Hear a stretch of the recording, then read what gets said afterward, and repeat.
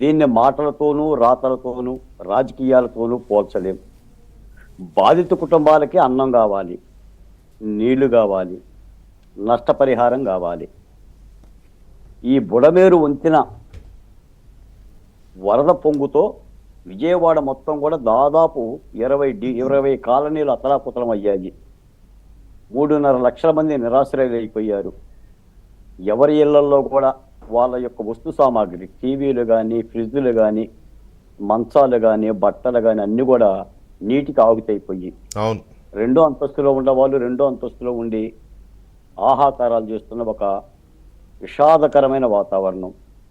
అసలు ఈ బుడమేరే విజయవాడ మహానగరానికి ఒక దుఃఖదాయిని అనమాట. ఇది మైలవరం కొండల్లో నుంచి వస్తుంది బుడమేరు. ఇది నది కాదు కానీ పెద్ద వాగు. దాదాపు 170 కిలోమీటర్ల ప్రమాదకరమైన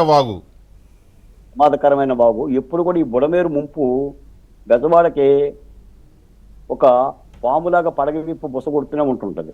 గతంలో ప్రభుత్వాలు ఏం చేశాయంటే ఈ బుడమేరుని కాస్త తూటుకాడలు తీయటం, బుడమేరు ఆధునీకరణ పనులు చేపట్టడం. గతంలో తెలుగుదేశం పార్టీ హయాంలో చాలాసార్లు ఈ కార్యక్రమాలు జరిగినాయి.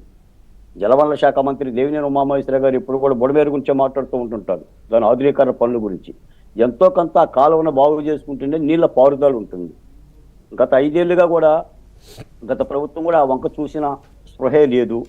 ఈ విలయం జరిగింది.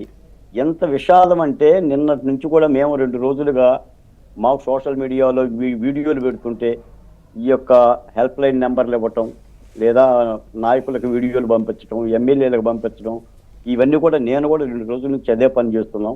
ఇది దాదాపు ఇంకా కృష్ణా బ్యారేజ్కి 20 లక్షల క్యూసెక్ల వాటర్ వచ్చిందంటే ఒక దారుణమైన పరిస్థితి, ఒక భయానకమైన పరిస్థితి. పోతులూరి బ్రహ్మం గారు చెప్తూ ఉంటారు ఆయన కాలజ్ఞానంలో, కృష్ణానది కనకదుర్గమ్మ ముక్కు పుడకను తాకుతుంది అని చెప్పేసి. అంటే ఒక విధమైన భయం, ప్రజలకేం తెలుసు. కానీ ఇదంతా కూడా విజయవాడ నగరం కృష్ణానది ఒడ్డున జగ్గేపేట నియోజకవర్గం కానీ, నందిగాం అసెంబ్లీ నియోజకవర్గం కానీ, ఎబ్రహీంపట్నం కానీ, ఏటొడ్డు గ్రామాల మొత్తం కూడా ఒక గ్రామానికి ఒక్కొక్క గ్రామానికి సంబంధం లేదు.